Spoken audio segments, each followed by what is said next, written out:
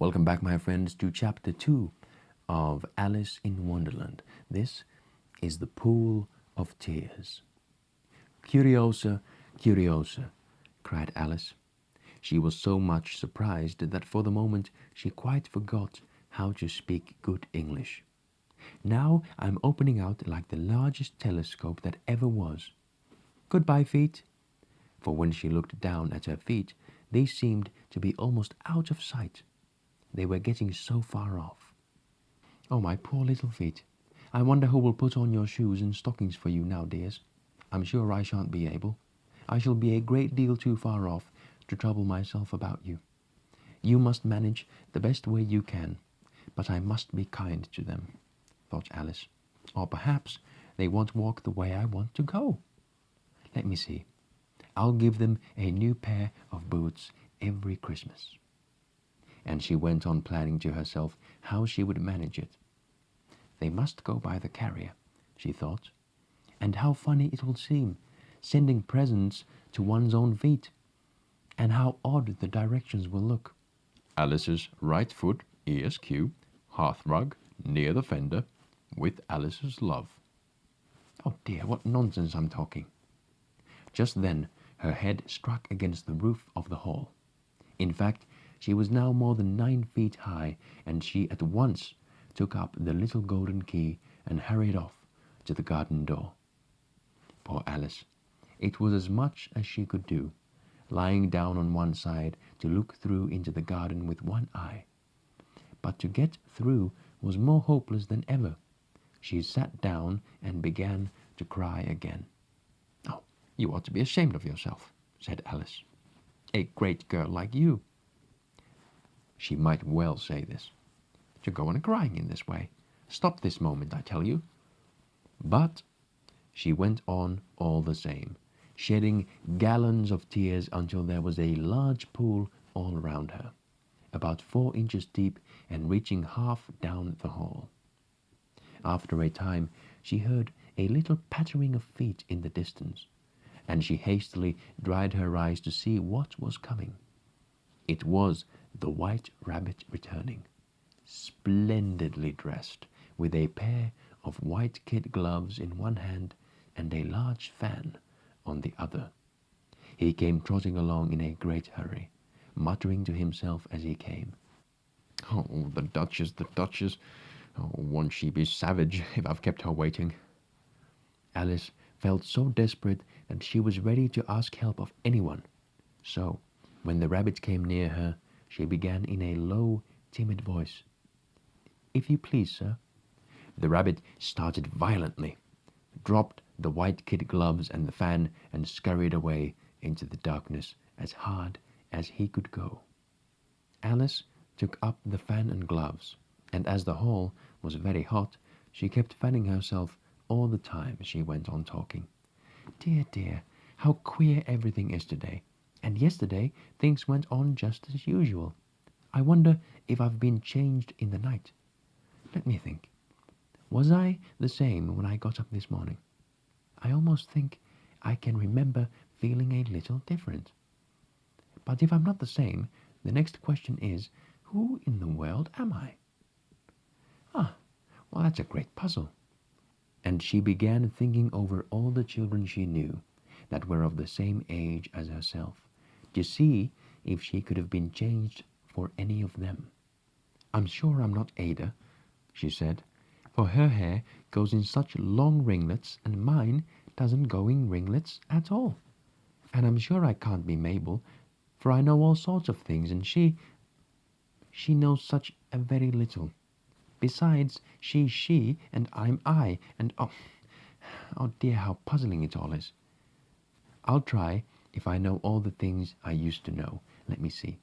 4 times 5 is 12, and 4 times 6 is 13, and 4 times 7 is... Oh dear, I shall never get to 20 at that rate. However, the multiplication table doesn't signify. Let's try geography. London is the capital of Paris, and Paris is the capital of Rome, and Rome... No, that's all wrong, I'm certain. I must have been changed for Mabel.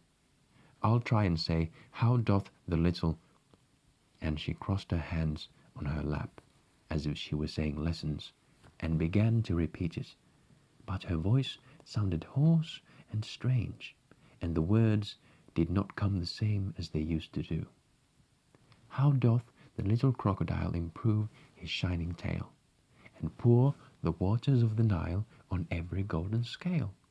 How cheerfully he seems to grin, how neatly spread his claws, and welcoming little fishes in with gently smiling jaws. I'm sure those are not the right words, said poor Alice, and her eyes filled with tears again as she went on. I must be Mabel after all, and I shall have to go on living in that poky little house and have next to no toys to play with, and ever so many lessons to learn. No, I've made up my mind about it. If I'm Mabel, I'll stay down here.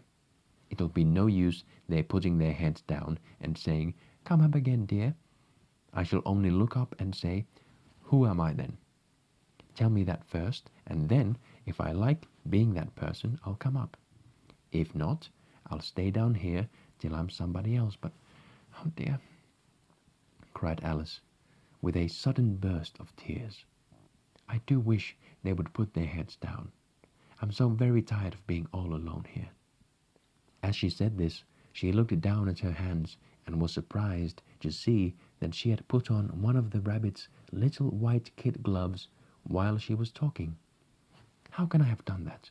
She thought. I must be growing small again.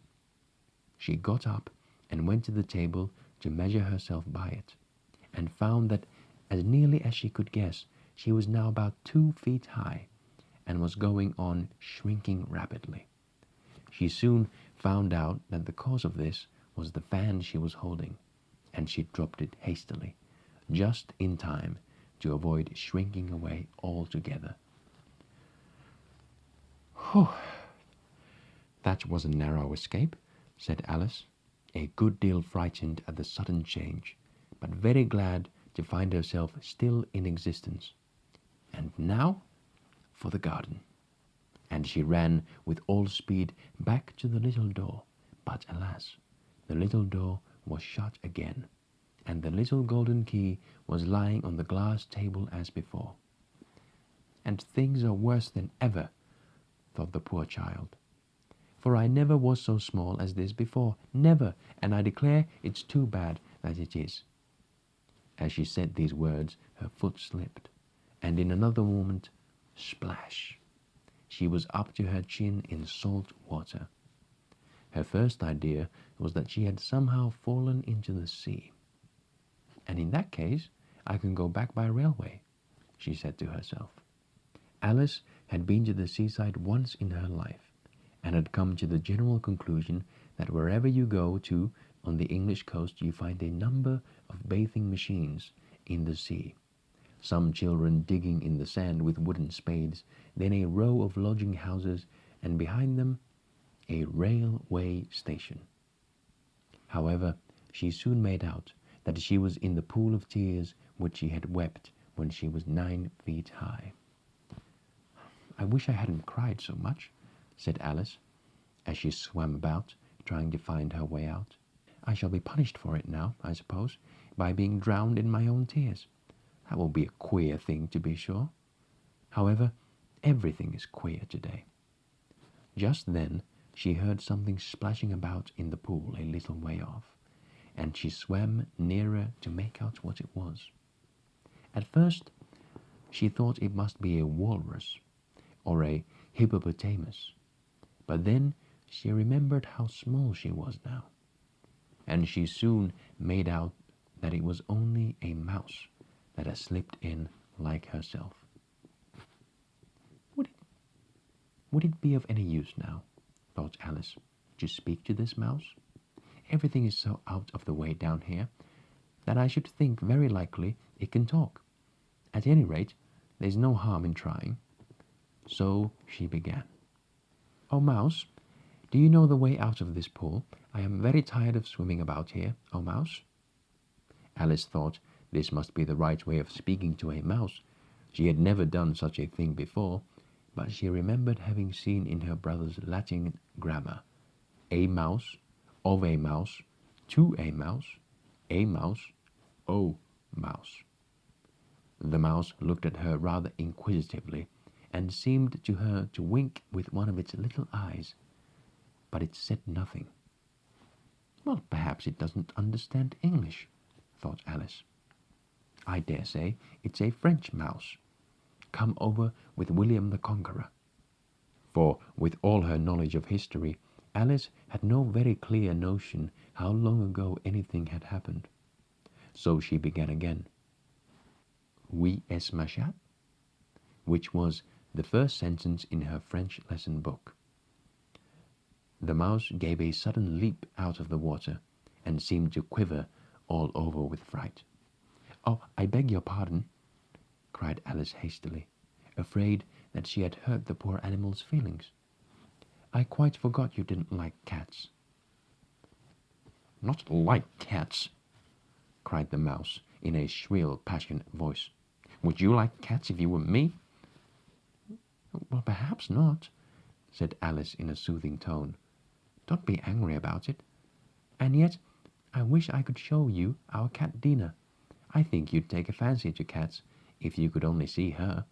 She is such a dear quiet thing," Alice went on, half to herself as she swam lazily about in the pool. "And she sits purring so nicely by the fire, licking her paws and washing her face. And she is such a nice soft thing to nurse. And she's such a capital one for catching mice."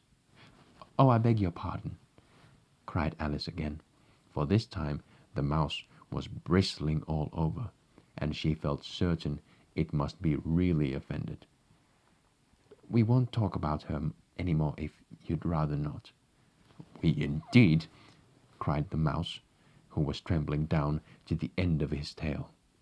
"As if I would talk on such a subject. Our family always hated cats. Nasty, low, vulgar things. Don't let me hear the name again." I won't indeed," said Alice, in a great hurry to change the subject of conversation. Are you fond of dogs?" The mouse did not answer, so Alice went on eagerly. "There is such a nice little dog near our house. I should like to show you. A little bright-eyed terrier, you know, with, oh, such long curly brown hair, and it'll fetch things when you throw them, and it'll sit up and beg for its dinner and all sorts of things. I can't remember half of them, and it belongs to a farmer, you know, and he says it's so useful. It's worth £100. He says it kills all the rats and—" "Oh dear," cried Alice in a sorrowful tone. "I'm afraid I've offended it again." For the mouse was swimming away from her as hard as it could, and making quite a commotion in the pool as it went. So she called softly after it, "Mouse dear, do come back again. We won't talk about cats or dogs, either, if you don't like them." When the mouse heard this, it turned round and swam slowly back to her. Its face was quite pale, with passion, Alice thought, and it said in a low, trembling voice, "Let us get to the shore. Then I'll show you my history, and you'll understand why it is I hate cats and dogs." It was high time to go, for the pool was getting quite crowded with birds and animals that had fallen into it. There were a duck and a dodo, a lory and an eaglet, and several other curious creatures. Alice led the way, and the whole party swam to the shore. Thank you, my friends. That was chapter 2 of Alice's Adventures in Wonderland. Next time, it shall be chapter 3, A Caucus Race and a Long Tail. Until then.